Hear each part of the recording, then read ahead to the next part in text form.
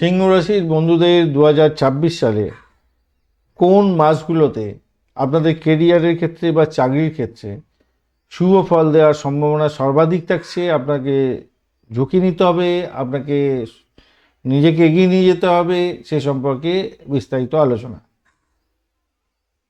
ফেব্রুয়ারি থেকে মার্চ মাস পর্যন্ত সময়টায় আপনাদের নতুন চাকরি প্রাপ্তির সুযোগ থাকছে। ইন্টারভিউ যদি থাকে সফলতার মুখ দেখবেন।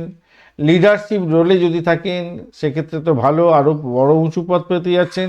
এছাড়া আপনার কোয়ালিটি যদি থাকে আপনি লিডারশিপ রোলও পেতে পারেন এই সময়কালে।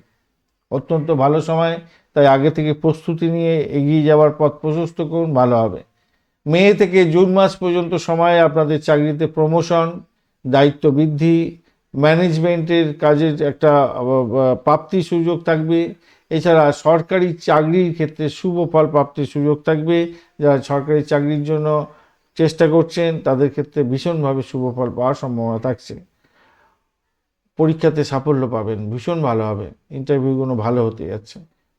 অগস্ট থেকে সেপ্টেম্বর মাস পর্যন্ত সময় চাকরি পরিবর্তনের যোগ থাকছে, উচ্চ পদ লাভ হওয়ার সুযোগ থাকছে।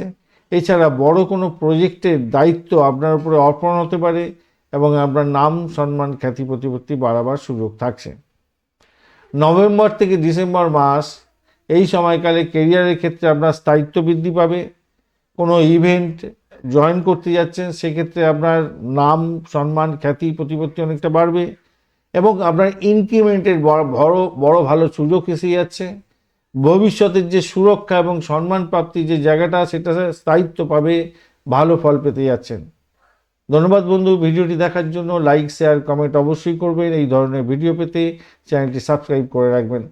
মূল ভিডিওটা এই ভিডিওর ডেসক্রিপশন বক্সে লিঙ্কটা দেওয়া আছে, অবশ্যই দেখবেন, কাজে লাগাবেন, ভালো থাকবেন, ভালো হবে।